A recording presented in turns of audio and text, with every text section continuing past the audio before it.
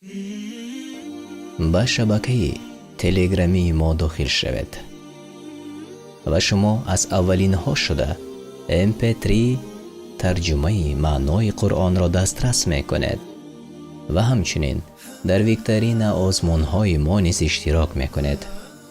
мо бо ҳам пеш меравем.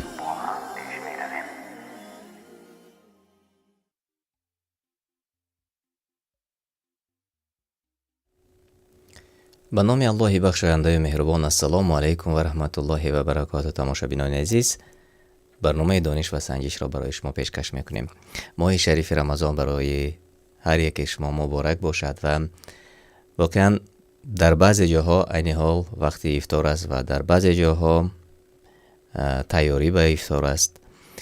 аз ин хотир мо ҳафтаи гузашта низ бо баъзе сабабҳо барномаи дониш ва санҷишро пешкаши шумо карда натавонистем ва имрӯз тасмим гирифтем, чун ба шумо ваъда додем, чун гуфтем ки иншаалло барномаро пешкашатон мекунем.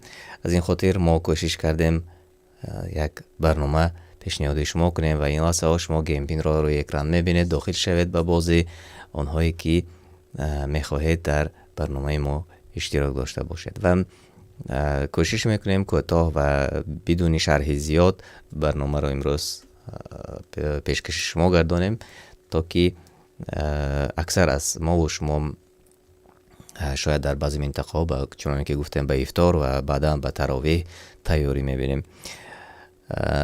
геймпинро рӯи экран шумо мебинед. 913 76 49 марҳамат дохил шавед ба барнома, то ки тавонем мову шумо як дар барномаи дониш ва санҷиш иштирок дошта бошем. иншаалло умедвор ҳастам ки садо шунида мешавад ва шумо барномаро метавонед ки бубинед. ман ин лаҳзаҳо дар замони донистан силкаи барномаро мепартоям, то ин ки онҳое ки дар телеграм ҳастанд онҳо низ ворид шаванд ба бозӣ. ва дар тӯли чанд рӯз дар ду шабакаи мо, шабакаи қуръон дастурамали инсон ва шабакаи ютубии замони донистан, барномаи ҳаррӯзаи рамазонӣ пешкаши шумо карда шуда истодааст ва онҳое ки мехоҳанд баҳра баранд ба шабакаи ютубии замони донистан ва қуръон дастурамали инсон обуна шавед ва онҷо моро метавонед ки тамошо карда бошед. марҳамат дохил шавед 913 76 49 онҳое ки ин лаҳзаҳо моро пайгирӣ мекунед.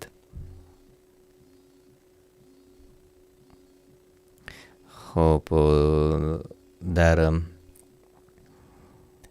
шабакаҳои иҷтимоии дигар дар имову дар ватсап метавонед барномаи моро ба дигарон, ба дӯстонатон равон кунед, то ки онҳо низ дохил шаванд.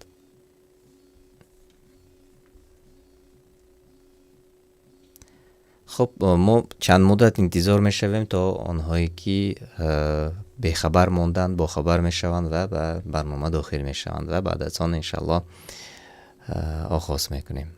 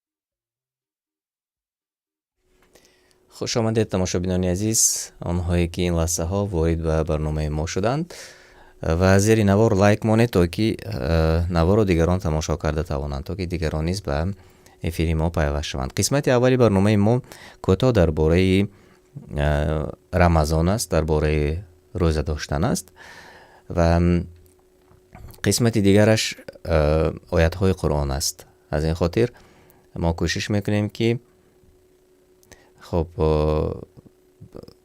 برنامه رو جالب گذرانده باشه و نمیدونم تا حال تا امروز نیز از روسیه شاید تماشابینان ما داخل شده نمیتوانند، چنانه که گفته بودند پیشتر مشکلی ها بود. امروز نمیدونم آیا برطرف شده باشد یا برطرف نشده است. به هر حال خب امروز میبینیم آنها اگر داخل شده توانند از روسیه خیلی خوب است و اگر نه ما باز میفهمیم که مشکلی ها تا حاضر وجود دارد. خب بیایید یک قسمی برنامه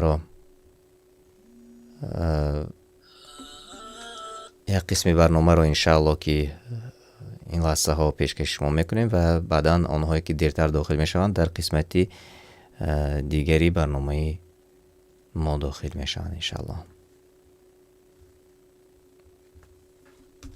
خیلی خوب، خوش آمدید میگم همانهایی که به برنامه داخل شدند.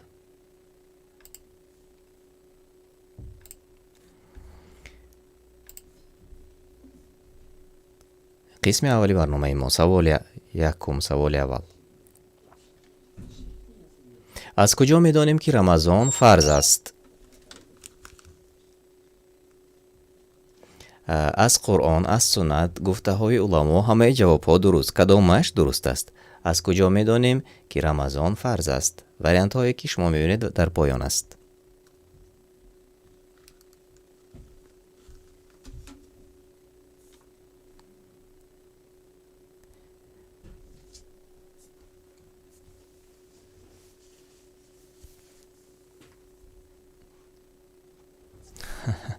بله، خب همه جواب ها درست بود، هم در قرآن است، هم از سنت است و هم گفته های علما. به همین خاطر خب همه جواب ها درست است. خب میبینم که اکثریت تنها قرآن را انتخاب کردن. بله، هم در قرآن آمده است فرضیت روزه داشتن و آیات های سوره بقره را قریب که هر روز ما و شما تکرار به تکرار در شبکه های اجتماعی میشنویم، همچنین در برنامه های ما هست. اما همه جواب ها درست است و هم در قرآن آمده است، هم سنت رسول الله صلی الله علیه و سلم است و همچنین علما نیست و نه همین قریب هر روز برای ما تکرار به تکرار میگویند که روزه داشتن به هر یک مؤمن سالم فرض است. و خب خدیجه جوابی درست گفت و دوام میدهیم. رد کردن فرضیت روزه ماه رمضان کفر است، بدعت است، فسق است، درست است؟ کدامش درست است؟ رد کردن فرضیت روزه ماه رمضان کدام از این وریانت ها درست است؟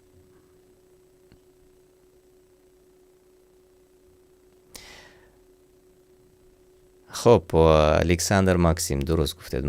مرتب بله، جواب شما نیز درست است. باز میبینیم که ها جواب های درست مینویسند و 7 نفر جواب های درست گفتند. بله، کفر است. رد کردن فرضیت روزه ماه رمضان انسان را به کفر میبرد و هیچ کس از این خاطر رد کرده نمیتواند. مؤمن و مسلمان رد نمی کند. جواب های درست از جانب خدیجه، ابو همیرا، آمینه، آیت الله، طیبه، صالح آمده رسید. مبارک باشد تماشابینان عزیز. بهترین سوال 3: اگر در نصف روزی 30 شعبان ماه نو را دیدند، باید باقی ماندهش را روزه گیرند؟ باید خواب روند؟ با دیدن ماه از صبح دیگر روزه گیرند؟ دیروز باید روزه می داشتند؟ کدامش درست است؟ اگر در نصف روزی 30 شعبان ماه نو را دیدند، کدامش درست است از آن وریانت هایی که شما میبینید؟ باید باقی ماندهش را روزه گیرند؟ باید خواب روند؟ با دیدن ماه از صبح دیگر روزه گیرند؟ و بله 6 نفر جوابهای درست گفتند. خیلی خوب. و با دیدن ماه از صبح دیگر باید که روزه گیرند. همینه جوابی درست بود و هم قریب اکثریت قریب همه جوابهای درست گفتند با ما. مبارک باشد و بیایید میبینیم که در پیش خدیجه آیت الله امینه سید عبدالله ابو همیران هایی که در جاهای اول قرار دارد. با شهادت کودکی 10 ساله میتوان گفت که رمضان آمد. نادرست، درست. اگر مسلمان باشد، اگر از عائله کافر باشد، کدامش درست است؟ با شهادت کودکی 10 ساله میتوان گفت که رمضان آمد؟ کدامی از این جواب ها درست است؟ یا 9 ساله؟ وریانت های شما.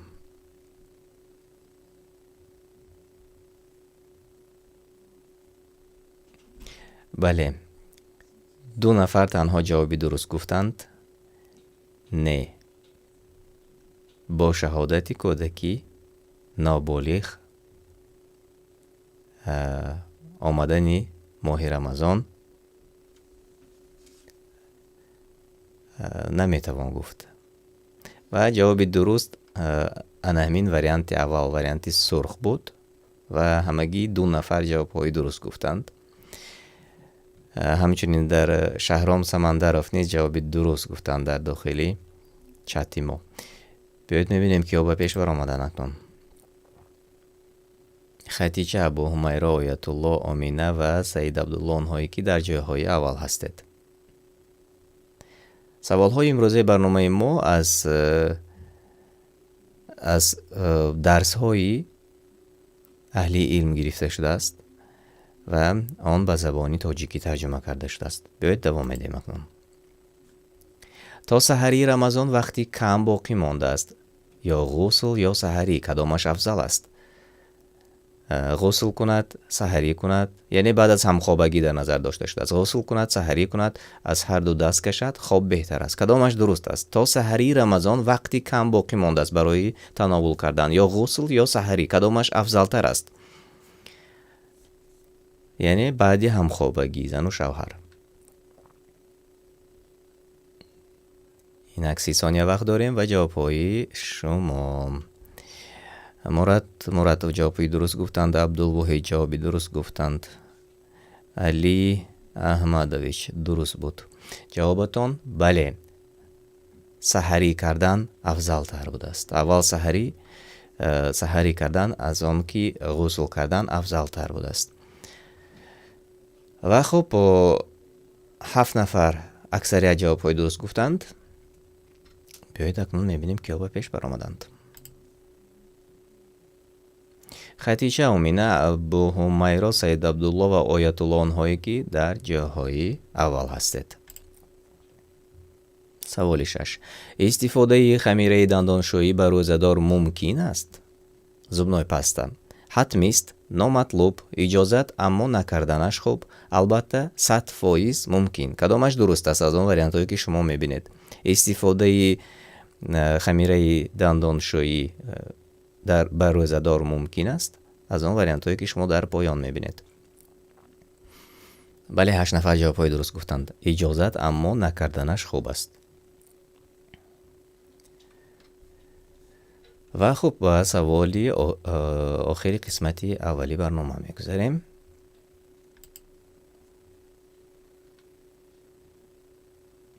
پیامبر صلی الله علیه و سلام در کدام ماه بیشتر روزها را روزه میگرفت؟ ماه رجب، ذوالحجه، محرم و یا شعبان، کدامش درست است؟ پیامبر صلی الله علیه و سلام در کدام ماه بیشتر از دیگر روزها روزه میگرفت؟ بله، ماه شعبان. در داخلی چت ما از الکساندر ماکسیم از دریا جوابهای درست آمده رسید و 6 نفر در داخلی برنامه ما نیز جوابهای درست گفتید. مبارک باشد و بیایید اکنون قسمت خوبی برنامه ما آمده رسید. ببینیم که ها در جاهای اول هستند. عبدالعلیم جان مبارک باشد جای سیوم، همچنین جای 2 ابو همیره و جای اول نصیبی خطیچه گردید. همچنین زبیر و سید عبدالله نیز در جاهای نمایان بودید. شما را صمیمانه تبریک میکنم با غالبیت.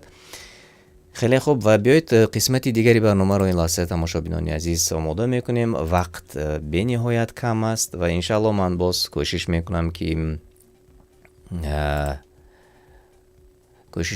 که اگر که فرصت پیدا شد، چون همگان سحری بیدار هستند و من میبینم که در افیری مستقیم ما رو خیلی زیاد نفران تماشا میکنند و علاوه خصوص تقریبا ساعت های 3 با وقتی مسکو به نهایت مردم زیاد تماشا میکنند برنامه را. از این خاطر ما انشاءالله اگر فرصت پیدا شد در این گونه وقت ها نیز برنامه را پیشنهادی شما خواهیم کرد. و این قسمت درباره آگاهی بهشت و دوزخ است از آیات های قرآن و شاید کمی برنامه مشکل تر هم باشد. به هر حال مثل همیشگی بیایید داخل می شویم. گیم پین را شما روی اکران می بینید.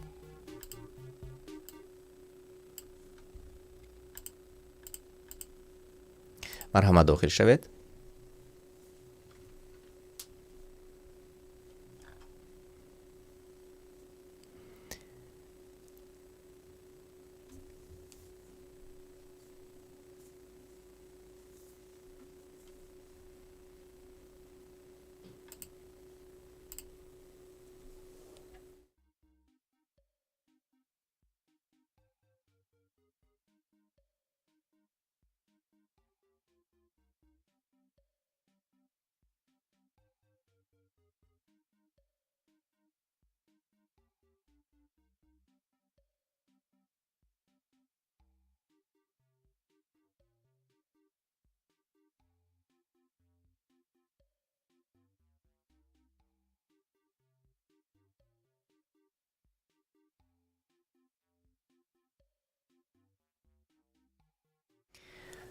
تماشابینان عزیز، من میبینم که زیادتر ما رو تماشا میکنند، اما در زیر نوار لایک نماندید. مرحمت لایک مانید تا که نوار رو تماشابینش زیاد شود و شما همه باخبر هستید که ما از لایک ماندن شما یا اینکه دیگران پول کار نمیکنند، از این خاطر دستگیری کنید تا که تماشابین زیاد شود و بازی شوق آور گذرد. همه آنهایی که به برنامه داخل شدند خوش آمدید میگم و ما قسمتی دیگر رو این لحظه آغاز میکنیم و کوشش میکنم که شرح رو کمتر کنیم. هرچند این قسمتی بازی البته شرح میخواهد، چون که از آیات های قرآن است. به هر حال کوشش میکنیم که تا وقتی افطار جمع بست کنیم، چون خیلی وقتی کم باقی مانده است.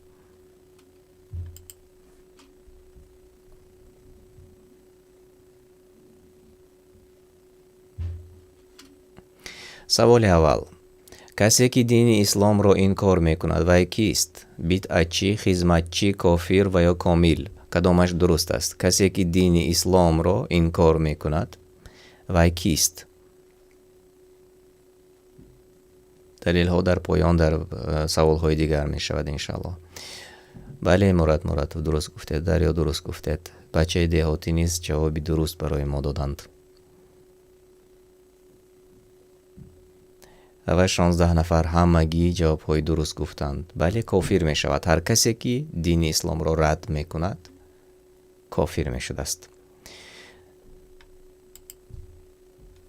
آنهایی که در جای اول هستند شما روی اکران می بینید. مبارک باشد. ابو عمر، اسیه، مریم، عبدالرحمن، آیت الله. خیلی خوب. و سوال 2: آیا به کافران دوزخ وعده شده است؟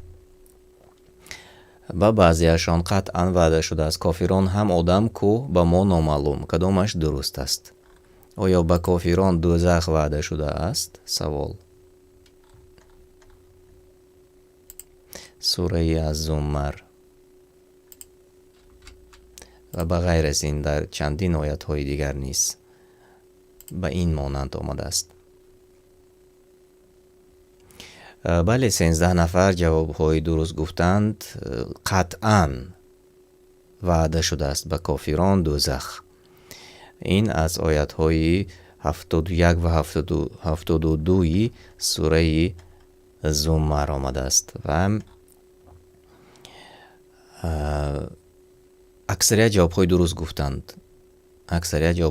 اما 2 نفر گفتند که به ما معلوم نیست. نه، به ما واقعا معلوم است، چون قرآن کریم و همچنین وعده الله تعالی است. و بیایید من کوتاه میخوانم همین آیت را تا که باز ما و شما درست‌تر درک کنیم. در سوره زمر آیت 71 چنین آمده است: کافران گروه به سوی دوزخ رانده می شوند، همین که به آنجا می رسند درهایش گشاده می گردد و نگهبانش می گوید آیا پیامبرانی از میان خود شما به سراغتان نآمدند که آیات پروردگارتان را برای شما می خواندند و درباره دیدار این روز هشدار می دادند؟ آنان در پاسخ می گویند آره، ولی ما این کارشان کردیم و فرمانی مجازات یعنی جزا سزای کافران است. در دوام آیت چنین آمده است: ترجمه معنا: به آنان گفته می شود از درهای دوزخ وارد شوید و جاویدانه در آن به سر برید، یعنی در آن عمر به سر برید و براستی جایگاهی متکبران چی بد جایگاه است. این ترجمه معنای سوره از زمر بود و قطعا برای کافران، آنهایی که دین مبین اسلام را رد می کنند، آنهایی که یکی از ارکان اسلام را رد می کنند و یا ارکان ایمان را رد می کنند، کافر هستند و قطعا برایشان دوزخ موافقی همین آیت وعده کرده شده است. و دوام میدیم تماشابینان عزیز. مریم آیت الله اسی عبدالرحمن ابو عمر، آنهایی که در جاهای نمایان هستید. به مؤمنان پاکیزه چی گفته می شود؟ از آن وریانت هایی که شما در پایان می بینید: جاویدانه به بهشت درآیید، از بهشت برآیید، گشته به خانه اتان بروید. چرا آمدید؟ کدامش درست است؟ به مؤمنان پاکیزه چی گفته می شود؟ موافقی آیت 73 سوره از زمر.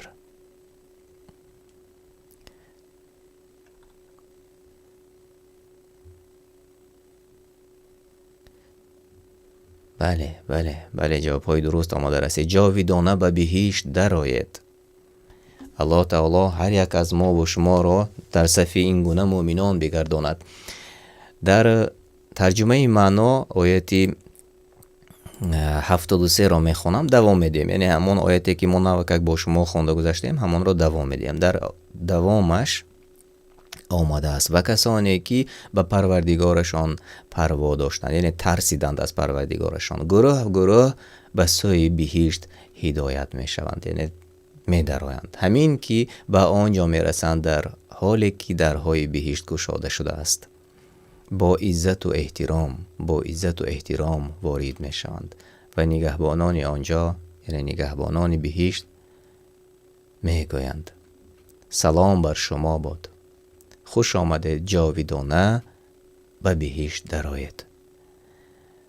ببینید در یک آیت بالا که الله تعالی ترسانید و تهدید کرد و کافران و جایگاه کافران را معین کرد، و در آیت دیگر باشد الکی به مسلمانان درباره بهشت بیان کرد.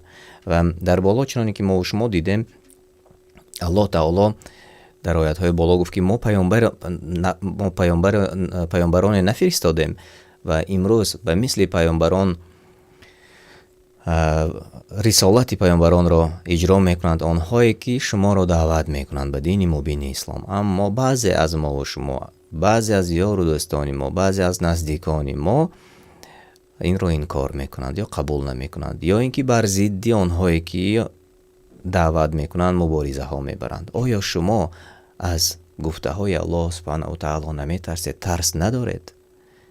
ببینید که اینجا روشن و قطعا وعده ها شده است با آنهایی که کفر میورزند، با آنهایی که عذاب میدهند مسلمانان را، با آنهایی که کوشش های زیاد میکنند بر ضد مسلمانان. یا الله، ماه رمضان است و دیگر از این روز و دیگر از همین ساعت، از همین دقیقه ها توبه کنید و باز گردید به دینتان به پرگی باز کردید. الله هدایت کند ما و شما را و بیایید دوام میدهیم.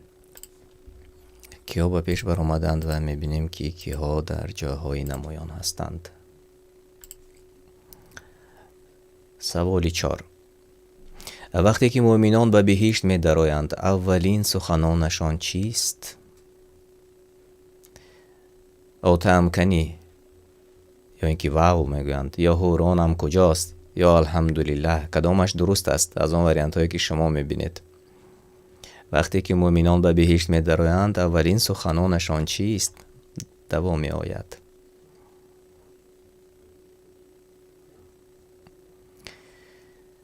الله نصیب گرداند برای هر یک از ما و شما تماشابینان گرامی. و 16 نفر و قریب همه گفتند که الحمدلله میگویند. بله، آنهایی که در این دنیا گفته میتوانند این سخن را، آنهایی که در این دنیا قدر و منزلت این سخن را میفهمند، در آن دنیا نیست وقتی که داخل میشوند به بهشتی که برایشان وعده شده بود چنین میگویند الحمدلله. بیایید ترجمه معنا رو میخوانیم که چی آمده است در آن. و مؤمنان میگویند سپاس الله را که هر وعده که بر زبان پیامبرانش به ما داد راست گردانید. آن سرزمین بهشت را به ما میراث داد و اکنون در هر جای بهشت که بخواهیم مکان میگیریم. پس چه نیکو از پاداش عمل کنندگانی که در طاعت پروردگاری خویش سعی و کوشش کردند. و نه همان سپاس الله را که در آغاز آمده است همان است الحمدلله، چون در به زبان عربیش وقتی آیت را میخونید چنین آمده است سپاس، یعنی الحمدلله آمده است سپاس الله را که در وعدهش مثل موافق وعدهش ما را مؤمنان را گفته شده است که به بهشت در آورد. و واقعا این است خوشبختی، این است نیکویی. هر کس که روز جزا جایگاهش معلوم می شود و آن جایگاه اگر بهشت باشد، از این دیگر خوشبختی برای انسان نیست. و ما و شما مؤمنان امید به همین داریم. ما و شما آنهایی که امروز این لحظه ها این برنامه را تماشا میکنید، هر یکمان باوری یقین داریم و انشاءالله باز به سوال دیگر میگذاریم. آنهایی که در جای اول هستند مریم، آیت الله، ابو عمر، اسیه و عبدالرحمن قاسم نیست پای هم به 4 سوال ما جوابهای درست گفتند. چگونه حکم بین مخلوقات کرده می شود؟ به پسر پرزیدنتان چه ریز می شود؟ دیگر داوری نیست، به عدالت داوری می شود. متکبران آزادی می بینند، کدامش درست است؟ چگونه حکم بین خلقها کرده می شود؟ بله، به عدالت داوری کرده می شود. به هیچ کس چه ریز نمی شود. الحمدلله هیچ کس همان رو انتخاب نکرد. 13 نفر جوابهای درست گفتند. سوره الزمر آیتی 75 را نگاه میکنیم. ترجمه معنایش: در آن روز فرشتگان را خواهید دید که پیرامون عرش خلق زدند و پروردگارشان را به پاکی می ستایند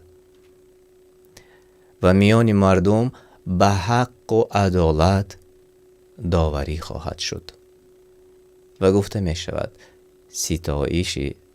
ستایش و سپاس مخصوصی الله تعالی پروردگار جهانیان است.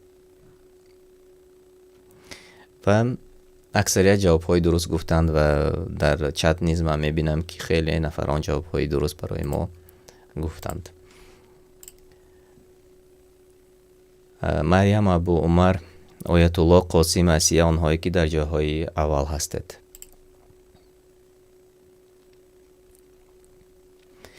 به سلامت به بهشت درآید. این است روز جاودانگی. به کی گفته می شود چنین؟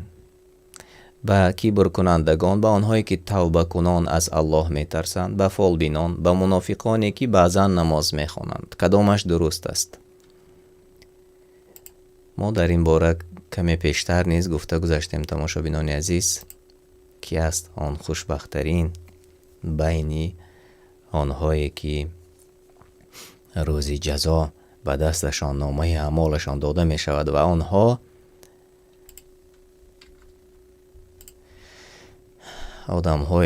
انسانهای خوشبخترین می گردند. بله، به آنهایی که توبه کنان از الله می ترسیدند. موافق سوره قاف آیت 33. بیایید ترجمه معنا رو میخوانیم. یک جای با شما تماشابینان گرامی چی گفته شده است در ترجمه معنا. همان کسی که در پنهانی از الله مهربان بترسد و با دلی توبه کار پیش آید، یا اینکه در ترجمه دیگر چنین آمده است همان کسی که در نهان از خشم الله رحمان می ترسد و با قلب توبه کار، یعنی توبه کننده و پیشگاهش باز می گردد. در دوامش چنین آمده است گویند در امان از هر عذاب به بهشت داخل شوید. این روز جاودانی است. یا اینکه به سلامت به بهشت درآید. این است روز جاودانگی. یعنی الله تعالی توبه کنندگان را و با توبه کسی که برگشت به دینش برگشت انشالله می بخشد. از این خاطر ما و شما باید یقین داشته باشیم و ما و شما، چون که ببینید در یکی از ترجمه آمده است که در پنهانی هم از الله تعالی می ترسد. یعنی بعضی ها رویکی از الله تعالی می ترسند، در نزد دیگران خودشان را به ایمان می گیرند، اما در تنهایی به بعضی کارها مشغول می شوند و باز توبه نمی کنند. شما یک بار فکر کنید شاید ان همین آیت برای شما است. ما باید فکر کنیم شاید ان همین آیت برای ما است، چون در بعضی حالت ما دیگر خیلی رفتار میکنیم و در تنهایی باز رفتارمون دیگر میشود. از این خاطر باید که تفکر در ان همین آیت ها کنیم و هر لحظه مناسب، یعنی ان همین لحظه از لحظه مناسب توبه کنان به نزد الله تعالی باز کردیم و دیگر به آن گناهی که میکنیم توبه کرده تکرار نکنیم و انشاءالله الله تعالی چنانی که گفته است هر کسی که توبه کرد و بازگشت به نزد الله تعالی میبخشد. و گاهی می شود که هر جایی که از آیات های قرآن کریم را انسان میخواند و میگوید که شاید همین چیز یک نشانه باشد برای ما، شاید نشانه باشد و علامت باشد، ما باید که دیگر شویم و این است هدایت. هرگاهی که انسان در دلش از الله تعالی می ترسد و بعداً توبه میکند و دیگر باز نمیگردد به آن گناهانی که پیشتر میکرد. الله تعالی ما را از توبه کنندگان گرداند و هدایت کند به راه راست. و بیایید دوام دهیم تماشابینان گرامی. خیلی وقتی کم باقی مانده است تا وقتی افطار در اروپا. خب آنهایی که در جاهای اول هستند شما را اکران میبینید و ما به سوال آخری قسمتی 2 میگذاریم. آیا میخواهید صفتهای بهشتیان را در مدت 3 دقیقه بشنوید از قرآن آیت سوره 70 آیت 20-35؟ خب کدامش را شما و از این وریانت هایی که میبینید انتخاب میکنید؟ آیا میخواهید که درباره صفتهای بهشتیان بشنوید؟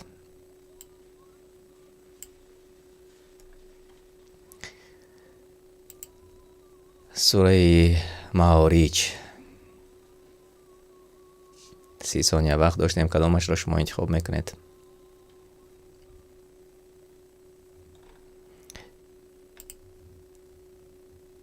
خب اکثریت جوابهای خوب گفتید. الله پاداش نیکتان دهد. خب اما 2 نفر گفتند که لازم نیست گفتند و 1 نفر گفتند که وقتشان نبوده است و آنها میتوانند که هر کسی که وقتش نیست میتواند که از پی دیگر کارها شود و هر کسی که لازم نیست گفت مرحمت به کارهای دیگری خودتان مشغول شوید و آنهایی که میخواهند بشنوند انشاءالله ما و شما این لحظه آیات‌های قرآن را یک جای با شما ترجمه معنایش را میخوانیم تا که برای ما و شما یک بار دیگر یادرسی گردد. تماشابینان عزیز، به نهایت کوتاه است اما به نهایت ضروری است برای هر یک از ما و شما. سوره معارج و ترجمه معنا در شبکه تلگرامی ما هست، مرحمت داخل شوید. گفته شده است مگر نمازگزارانه در آیت 22.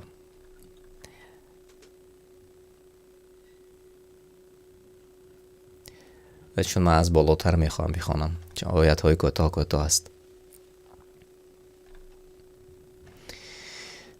البته آدمی حریص و بی صبر آفریده شده است، چون بدی و وزنینی به او رسد بیقراری کند و چون خوبی و آسانی به دستش افتد بخیلی می کند. درباره ما و شما آمده است مگر نمازگزارانه یعنی که بجز نمازگزارانه که نمازشان را در همه حالت می خوانند و یگان چیز آنها را از نماز مشغول نمی سازد و آنان که در اموالشان حق است معین یعنی زکات برای پرسنده و گدایان و آن که از قناعتمندی نمی پرسد یعنی به محتاج به نیازمند و کسانی که روز قیامت را تصدیق می کنند پس به عملهای صالح برای آن روز تیاری می بینند. با عملهای صالح به روز قیامت تیاری می بینند و کسانی که از عذاب پروردگارشان ترسانند که هر آینه از عذاب پروردگارشان در امان نتوانند بود و کسانی که شرمگاه خود را از تمام آن چیزهایی که حرام است نگه می دارند مگر برای همسرانشان یا کنیزکانشان که در این حال البته ملاماتی بر آنها نیست. یعنی کوتاه کرده بیایید گفته میگذاریم چون در بالا ما گفتیم که بعضی ها در پنهانی از الله به هر کاری مشغول می شوند، اما اینجا آیت قرآن باز تصدیق می کند شرمگاه خود را. یعنی ما براشنایی نگفتیم برای شما چیکار میکند در تنهایی. بعضی ها میکند در تنهایی بعضی کاری که برای مسلمان من است و این آیتی که شما اینجا میبینید در قرآن کریم آمده است و کسانی که شرمگاه خود را از تمام آن چیزهایی که حرام است نگه میدارند مگر بغیر از همسران خودش، همسران حلال و پاک خودش. یعنی منظور چی است؟ همه ما و شما میفهمیم چی است. الله نگه دارد و دوامش رو بیاید میخوانیم. پس کسی که برای قضای شهوتی خود از غیر همسران و کنیزان خود طلب کند پس آنها از حد گذشتگانند. یعنی هر کسی که به زنا نزدیک می شود یا اینکه از حد گذشتگان است یا اینکه در ترجمه دیگر چنین آمده است پس هر کس فراتر از اینها را بخواند آنان از حد گذشتگانند. در دوامش و کسانی که امانتهای الله و بندگان و عهدهای به الله و بندگان را رعایت میکنند، یعنی همه وعده ها را رعایت میکنند و امانت یا اینکه آن قرض هایی که داده شده است در آن امانت نگهدار هستند، رعایت میکنند آن را.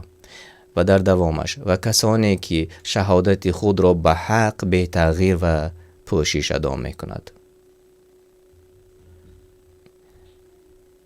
و کسانی که نمازهایشان را در وقتش میخوانند دوباره تکرار میشود و یگان واجبی را از آن ترک نمیکنند.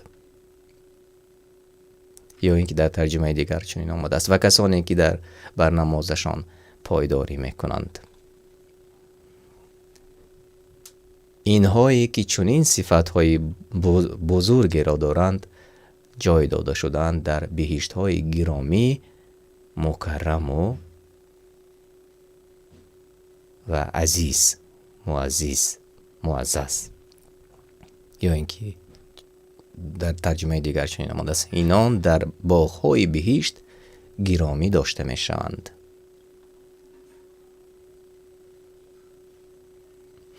و این بود صفتی بهشتیان در مدت چند دقیقه کوتاه. تماشابینان گرامی، صفت‌های بهشتیان را ما و شما شنیدیم.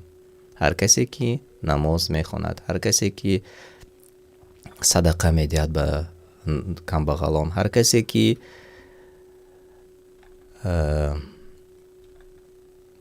گفتیم شاهدی درست می‌دهد و هر کسی که گفتیم که در امانت‌ها امانت نگهدار هستند. و این همه آن چیزهایی که ما و شما بعضی گفته میگذاریم البته زیاد از 1400 سال پیش در آیات‌های قرآن کریم آمده است و برای ما تکرار است. ما این سخنها را میشنویم و مسلمان و مؤمن در فرقیت با کافر، در فرقیت با آنی که مسلمان نیست، چیزی را گم نمی کند و آن صفت ها و آن چیز یقین دارد به اللهش، یقین دارد به روز قیامت. و اگر من باری شنیده بودم میگوید که اگر نباشد چه قیامت، یک غیر مسلمان کافر سوال میکند به یک عالم را، میگوید من چیزی را گم نمیکنم، اما اگر که قیامت باشد تو از بسیاری چیز محروم میمونی. اگر که بهشت و دوزخ باشد تو از بسیاری چیز محروم میمونی، اما من چیزی را گم نمیکنم. مؤمن و مسلمان شراب عرق خوری نمیکند، زناکاری نمیکند، صدقه میدهد، بخیلی را از خود دور کرده است، نماز میخواند، همه کارهای نیک را میکند و چی بدی دارد. اما غیر مسلمان، آنی که باور نمیکند به این چیزها، چون که در بسیار روایت هایی که ما قبلا در بعضی برنامه ها گفته گذاشتیم، ان همین خود شراب خوری یا اینکه عرق خوری در ما بسیار پهن شده است.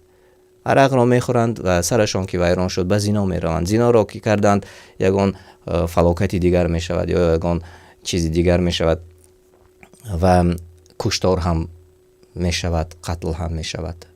ببینید که یک گناه به گناه های دیگر آورده میرساند. از این خاطر مؤمن و مسلمان را ببینید که مؤمن و مسلمان از این گناهان در دوری هستند و هیچ چیزی را گم نمی کنند.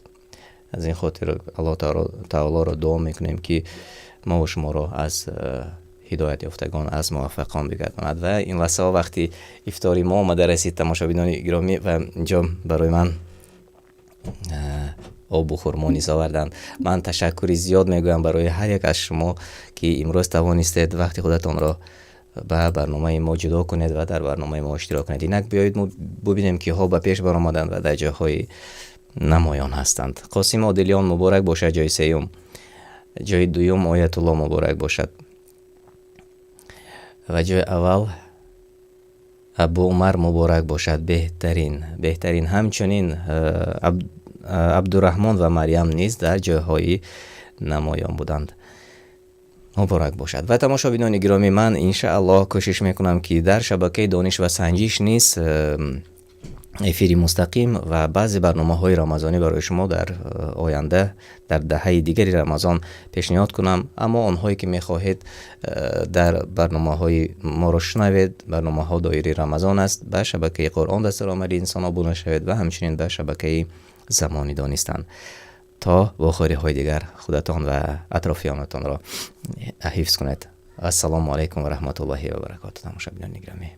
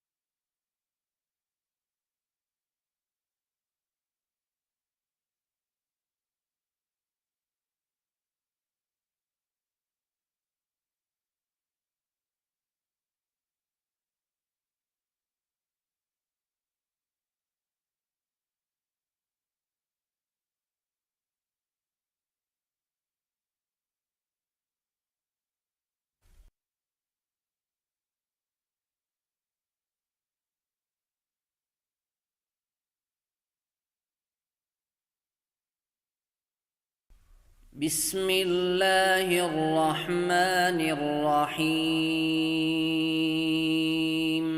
به نام الله بخشاینده مهربان. اذا جاءك المنافقون قالوا نشهد إنك لرسول الله والله يعلم إنك لرسوله والله يشهد إن المنافقين لكاذبون. چون منافقان نزد تو آیند گویند شهادت یعنی گواهی می دهم که تو پیامبر الله هستی.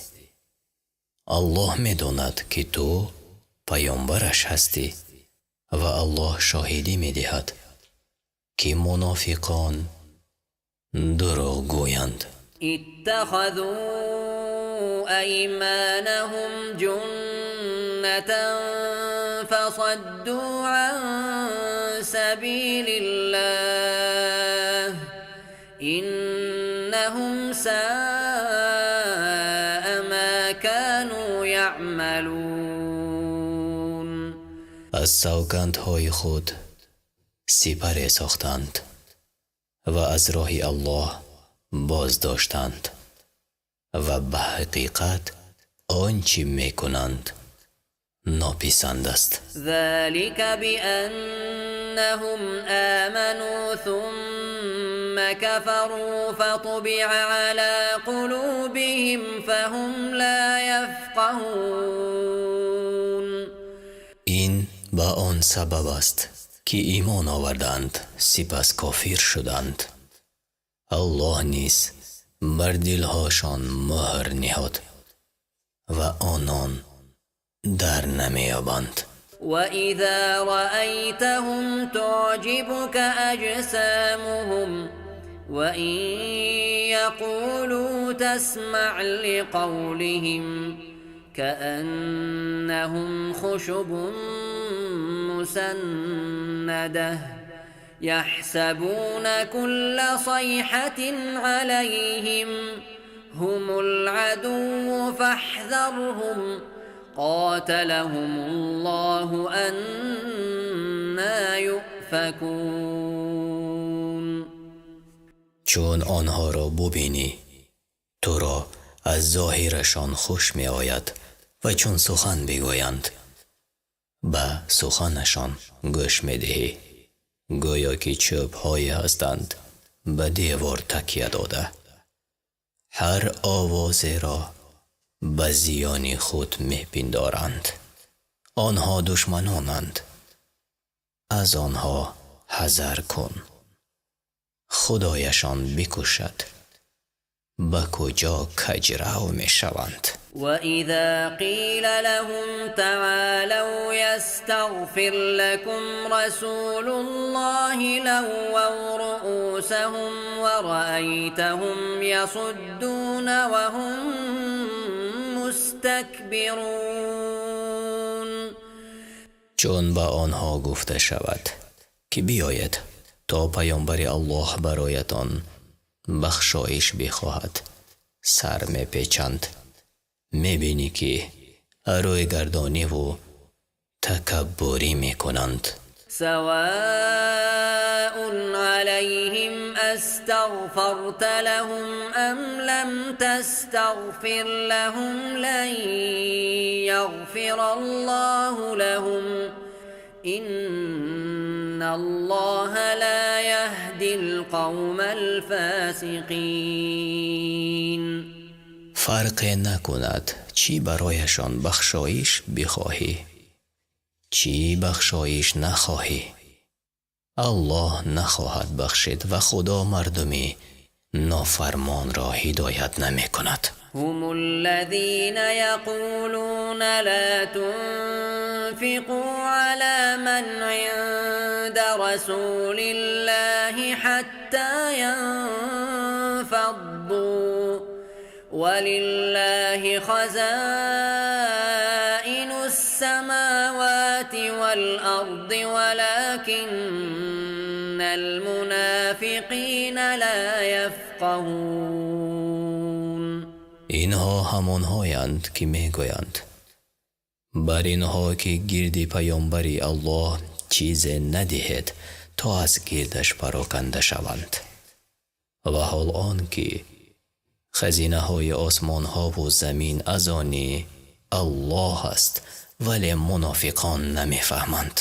يقولون لئن رجعنا إلى المدينة ليخرجن الأعز منها الأذل ولله العزة ولرسوله وللمؤمنين ولكن المنافقين لا يعلمون.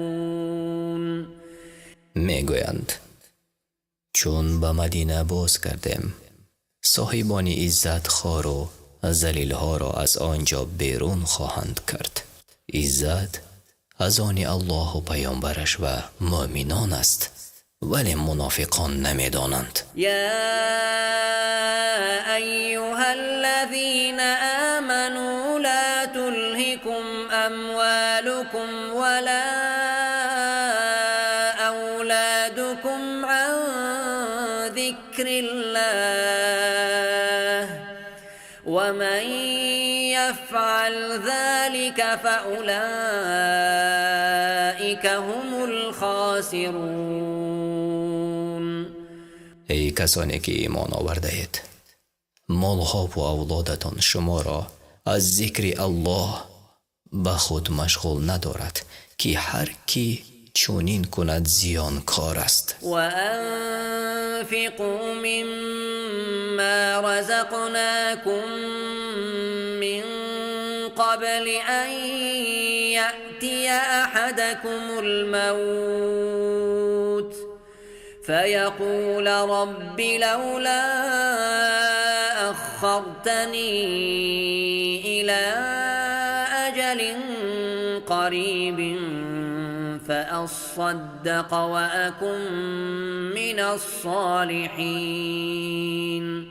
از آنچه روزیتان داده‌ایم در راه الله صدقه کنید پیش از آن که یکی از شما را مرگ فرا رسد و بگوید ای پروردگار من، چرا مرگ مرا اندک بدیرتر نینداختی تا صدقه دهم و از شایستگان باشم. ولن يؤخر الله نفسا اذا جاء اجلها والله خبیر بما تعملون. چون کسی اجلش فرا رسد الله مرگ او را به تأخیر یعنی دیرتر نمیگذارد و الله به کارهایی که میکنید آگاه است.